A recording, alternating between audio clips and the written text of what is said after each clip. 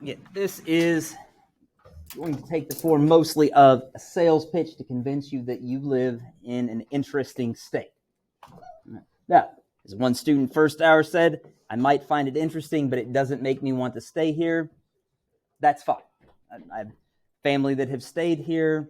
I have family that have moved to Texas, Florida, the Carolinas, Wyoming, and never moved back. Okay. But you do at least live in an interesting state, even if it's not one you want to stay in. I'm going to work on this sales pitch from several angles. Part of what makes Missouri interesting is where it is.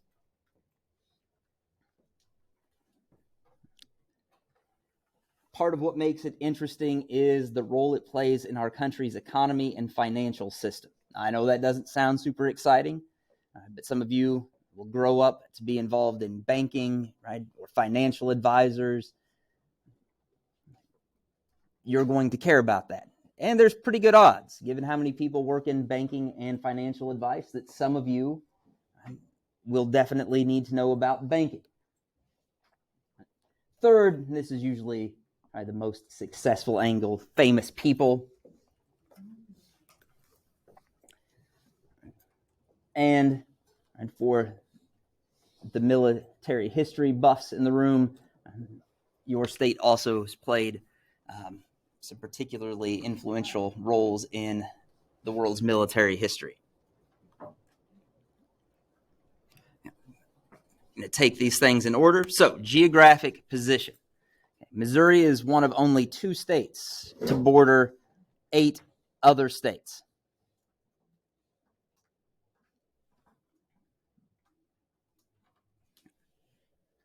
Which makes us a crossroads. We're also a crossroads in other senses. So one, at least for now, we are home to the population center of the United States. I have not yet been able to find it after the 2020 census. Things around the 2020 census were a little chaotic since there was a pandemic going on, so it may be a while, but with the latest information I have, the population center for the United States, that means how the population of the country is distributed north and south, east and west, is pretty much also smack dab in the center of our own state, in Plato, Missouri. We also have a key location on the Mississippi River system.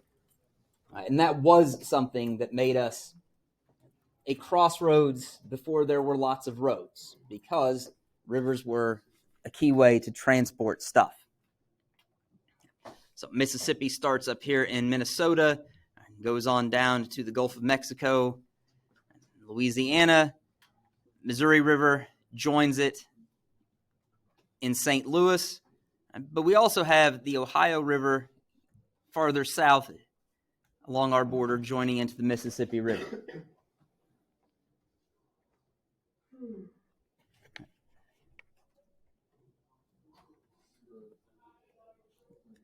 Because of our central location, we also, in our state, have a really broad mixture of different elements of America's culture. And you can be in places in the state that feel very much like the northern United States. People I have known from there, a lot of my experience with this cultural mixing was at a boys' state many, many years ago. There were kids that spoke in that very neutral Midwest accent. They said Missouri instead of Missouri. And then there was Joe Don McGaw. Right? And if Joe Don McGaw was not a Southern son, I don't know who is. Right? He sounded like he was from the South. Another one of his friends there, I don't remember this friend's name, but he was the son of peanut farmers from the Boot Heel. And he sounded like he could have just walked right on up from the heart of Alabama or Ole Miss. And he had a very slow and deep drawl. Nobody would have confused him for a Northern. Kind kind of also experienced this when I was teaching at KU. My students from Wisconsin and Minnesota were sure I was from the Deep South. My students who were from the Deep South were sure that I had come from some Yankee place farther north and east. And all that kind of reflects the mix. That's also east and west. If you go to St. Louis looks much more like a Cincinnati, Ohio, or a smaller city in Pennsylvania than it does Kansas City. Kansas City looks much more like some of the western sprawling cities, Wichita in Kansas, Oklahoma City, maybe some of your cities in Texas. It's very much that split between east and west.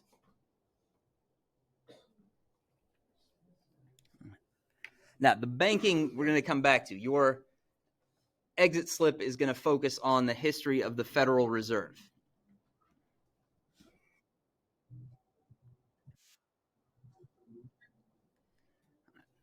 Now, what makes our state important in the banking system is we are the only state that has two Federal Reserve banks. Now, the Federal Reserve System has 12 districts, the video will tell you. All right, so there are 12 Federal Reserve banks spread out across the country. 1/6 of them are in our state, one in St. Louis, one in Kansas City. The Federal Reserve is that part of our government. It's kind of got a strange relationship in some ways with the government, but it's the thing right now that's raising interest rates to try to get inflation under control without causing a spike in unemployment or a recession. It has tremendous power. When it holds off on raising interest rates right now, stock markets have a really good day and a lot of people make a lot of money. When it raises interest rates, right, prices at the grocery store might go down, but a lot of people lose money in investments because the stock market tends to go down.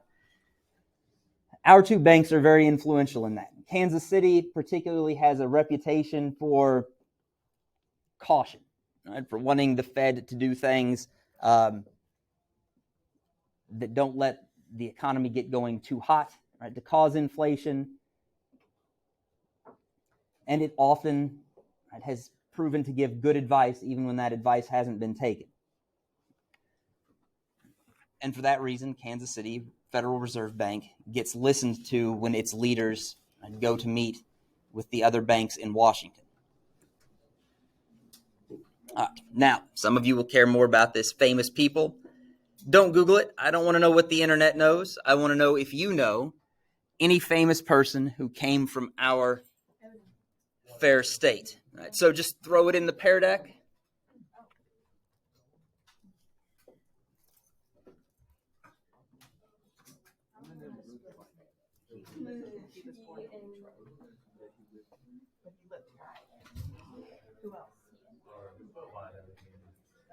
Oh my God, come on.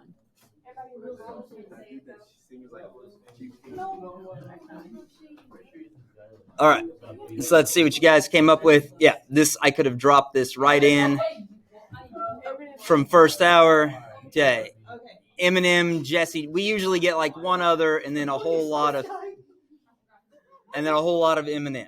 Okay. I did break it to you guys, but he's not from Missouri. No, he was born because all of his family's here, right? He was born in Detroit. He was Okay. here, but he'll never state it publicly. He lived in St. Joe, but he was born in Detroit. Well, I'll have to fact check myself. I have him later as born here. So, no, that's fair. Tech Nine, Nelly, Cedric the Entertainer. All right. Is from Yeah, it's a long list. Now, I've given you a sampling Okay, no, here. I lied. He was born in St. Joe. Yeah. My bad. Okay, no worries. No, It's my bad. But he calls himself from Detroit. He doesn't Okay. like us. He doesn't Now, like Missouri. we're gonna And his grandma like died recently. we're gonna start a ways back. Don't worry. We'll talk about Eminem. All right. So we're gonna start though with Jesse James. He was for a long time perhaps the most famous Missourian, and he was an outlaw. right? A bank robber, a train robber.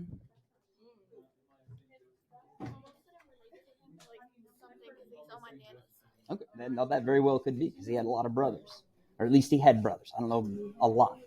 Okay, and right, he was shot and killed in St. Joseph. And to give you some idea of how famous he was, not too many years ago, he was played by Brad Pitt in a movie about the killing of Jesse James. Who's also a Missouri boy. True. All right. Next up, Carrie Nation. Carrie Nation was a firebrand temperance leader, right? Meaning she wanted to destroy alcohol, right? The production, the consumption, places that sold it. Right? And she was from Belton. Belton is not a place I associate with firebrands of any kind. It's getting bigger, but it's still a sleepy little place south of Kansas City. But she was from there. And it's not a coincidence that she's in there with a picture with her and her hatchet. Now, in books when I was a kid, it was always described as an axe. I think that's because a lot of academic historians never spent much time working outside with their hands. That's a hatchet. Right? But whatever it is, she would take it into saloons and go to town chopping up their bars. And I always wondered how it was that she got away with this. Because, I mean, you only saw pictures like that, and she seems like a little old lady. She was 6 feet tall. Right? That's a big gal, right? Especially back then. So when a 6-foot woman who looks like a grandmother comes charging into your bar chopping stuff up, you give her a wide berth. Do you know how old she is in that photo? I do not. 54. Wow, she looks more than 54. And do you know why she was so anti-alcohol? I do not. Her first husband was an alcoholic. Okay, well that'll do it. Yay. Okay. All right. She met him during the Civil War. Next up, Walter Cronkite. Walter Cronkite is not just from our state, and he was born in St. Joseph. Right, a lot of his family were here. If you go to the Patey House Museum, they've preserved the dental office that I think his uncle had operated. There's a museum about Walter Cronkite at Missouri Western, and he was known in his day as the most trusted man in America. He would end his news segment saying, "And that's the way it is." And as far as Americans were concerned, that's the way it was. All right, and finally on our list here, Harry S. Truman. Now, he might be famous to us just by being the only U.S. president from the state of Missouri. In more of a global perspective, he is the only leader in world history to order the use of nuclear weapons in anger. Now, I'm not telling you that as a reason to think he's awesome, but it is a reason that he is singularly unique in the history of the world. He was also the U.S. president who kind of set the tone for how the U.S. was going to confront the Soviet Union in the Cold War. Okay, now we're going to switch. Can you go back for a second?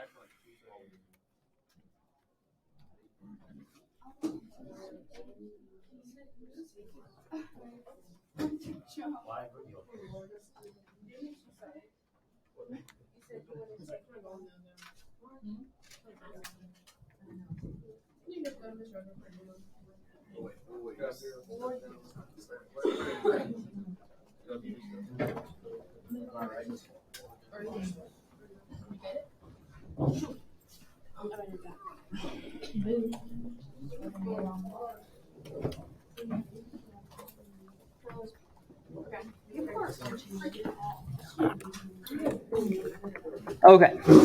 Two of our cultural icons, Mark Twain, here in the lower right. One of America's most famous authors, right? Not just within America, but around the world.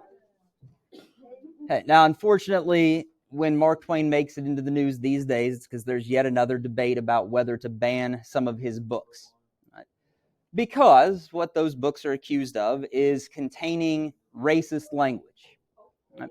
Because Mark Twain was writing dialogue for characters in a time when a lot of the language that would have been used is not the language we would use today.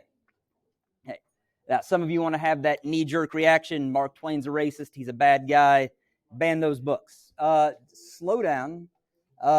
Mark Twain was really quite progressive and ahead of his times in a lot of issues, especially regarding things like race. And in his day, right, he attacked what all the cool kids were doing, which was building empires and taking over countries in Africa and Asia. Right? When Britain's famous author and poet Rudyard Kipling, yes, the Jungle Book author, wrote a poem called The White Man's Burden, calling on the U.S. to join in imperialism, Mark Twain wrote a nice poem in response, making fun of Rudyard Kipling and imperialism. Right? Walt Disney, right? You guys might not have known what he looked like, but you certainly recognize, right, his most famous character, right, Mickey Mouse. Walt Disney, of course, goes on to have a global presence, global influence. And he was born here, not very far away. He grew up in Kansas City. Jazz legend Coleman Hawkins was born here. That's why we have the Coleman Hawkins Jazz Festival every year in St. Joseph.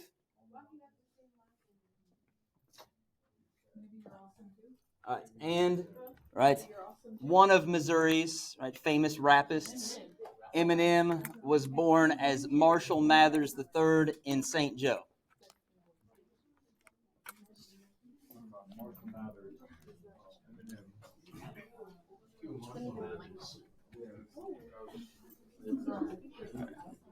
And some of you asked if his grandmother is dead. I don't know. I know when I was a lifeguard here in St. Joe, she often came to one of the pools where I was a lifeguard. She would always ask me if I listened to music. And whenever I answered naturally yes, she always reminded me that Eminem was her grandson. All right. All right. And we end here with a bit of a grab bag. Wasn't she like a witch? Well, no, we'll get to that. So one of the things, guys, it's getting a little difficult for me to talk because lots of you are talking at the same time. I've already recorded this from a different hour. It's super easy for me to just stop here, make a nice Ed puzzle with lots of questions to slow you down and take a lot of time and make it homework. Or we can get through this now.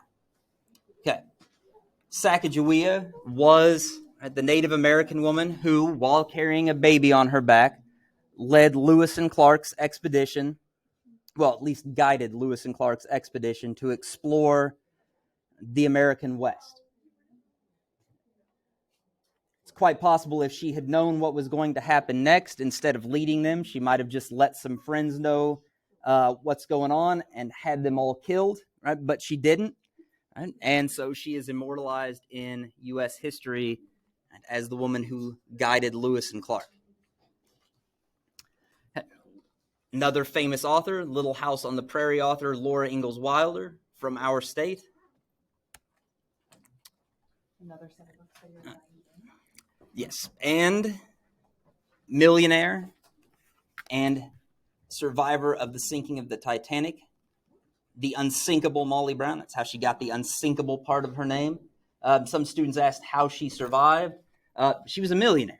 Yeah, she was in first class. When those lifeboats got loaded, right, she was part of the group that got loaded first.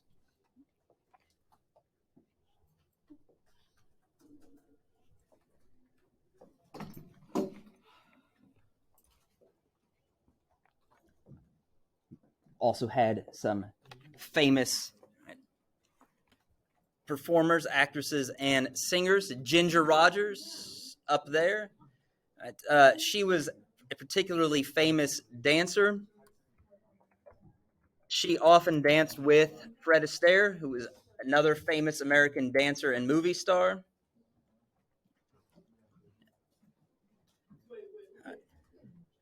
people often say about her level of talent that she did everything Fred Astaire did, but she did it in high heels while going backwards.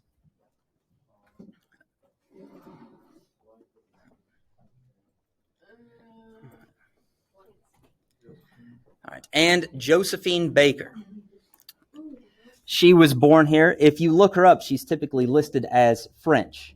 And that's because after World War I, a lot of black performers from America moved to France because some of the soldiers there had found after the war that they could play in bars doing jazz shows, and that the people and the government were much more friendly to people of African descent than was the case in the United States. So she moved over there, and in World War II, she helped the French resistance fight against the Nazis. All right, and finally, and more recently, Ellie Kemper, who was probably most famous for The Office, also from Missouri. And a student first hour pointed out that Jenna Fisher, another of The Office stars, grew up in St. Louis, but she wasn't born here. All right, Paul Rudd is also from here. So, and you guys named lots of people. Tech Nine, I did not know about the Nelly connection, but lots of others. Okay. We, though, are going to switch over to military history.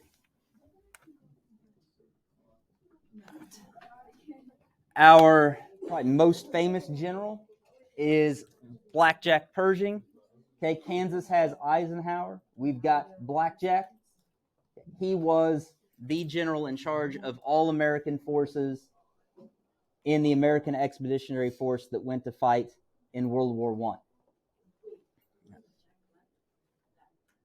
No, not Blackjack, not Jack Black. This is the guy that the Pershing Elementary School over on Blackwell Road is named after. Military history aficionados, you might call them nerds, argue that he and George Washington are probably tied for, in practical terms, being the highest ranking U.S. generals ever. And some argue that if there was such a thing as a 6-star general, Pershing would have been one. Eisenhower, of course, topped out at 5. Speaking of World War I, our state sent more mules than soldiers to fight in World War I. Now, that doesn't mean there was something wrong with Missouri's men. They weren't unfit. They weren't cowardly. As a matter of fact, Missouri sent more soldiers to fight in World War I than California. Now, you should also know that in 1917, there were more Missourians than Californians. But the mules are important because Missouri was known as a state that bred some of the best mules. And mules are very good work animals to send into a dangerous situation. Sorry for any horse lovers out there, but mules are much smarter than horses. They have a much better sense of self-preservation. If you work them to the point that you're going to hurt them or kill them, they will bite you. Right? A horse will just go along doing its thing until it dies. Right? So mules, much more durable animals, right? And very important to the war. All right, World War II, our state also plays a key part. The surrender of the Japanese that brought World War II to an end, the scene captured here, took place on the deck of the USS Missouri. Now, the USS Missouri did not actually fight in World War II. It was still being built and was ready to sail too late. But it's probably not a coincidence that the surrender happened on the Missouri, because Harry Truman was the president, and he was from Missouri. And remember, the war only ends after he orders 2 nuclear bombs to be dropped on 2 separate Japanese cities. I also want to point out, because some students are like, he was a monster. Well, let's leave that debate for another day. But one thing you should understand is, before Truman was even president, the U.S. had killed far more people, perhaps more slowly and horrifically with firebombing than was done by those 2 nuclear bombs. And, right, the USS Missouri, if you're thinking, well, that's lame, it didn't even fight. It did. It served in the Navy until 1991. It was reactivated for the Gulf War at the first time the U.S. went to war against Iraq. And on its turrets and its, I guess you would call it an aftermarket cruise missile launcher, it has marks to indicate the targets that it attacked and destroyed in Iraq. And you can go see it in Pearl Harbor. All right. And finally, and this is kind of one of the peculiar notes for me, not been able to verify this one, but another local author claims that Missouri's Civil War guerrillas, not apes, but the guerrilla that derives from the Spanish word for war, they were infamous during the war for being able to hit federal troops and then disappear into the hills around what's now Kansas City and Oak Grove, but also our part of the state. And if this claim is true, Ho Chi Minh, the man who led North Vietnam to its victory over the United States military in the Vietnam War, drew his tactics and strategy from Missouri's Civil War bushwhackers. That's where your notes conclude. I'm going to leave that. Actually, I'm going to put that back up there. Give me a minute, because some of you are finished, and you can go ahead and start working on the exit slip. Let me wait for Canvas to catch up. All right, your exit slip. I'll help anybody with that. Just give me a minute. So your exit slip is, for most of you, going to be due at the start of the school day tomorrow. For some, not until the 24th. You're going to learn more about the Federal Reserve System. Some of you guys need to listen to this, because otherwise you're going to miss me letting you know that you should not be talking, because that will get you zeros on a quiz that otherwise shouldn't be that hard. You may attempt the Ed puzzle 5 times. I will only keep your highest score. All right, remember, you can rewind to go back if you're not sure about the answer to a question. All right, you cannot skip, and you must watch all the way to the end in order for it to be submitted to Canvas for grading. During this last 8 minutes of class, well, 7 minutes before we get up to pack up, right, if you are out of your seat, other than to put back headphones, talking, communicating in any way, or being disruptive, you will get a 0 on the Ed puzzle. Don't do it. Get started. Good luck.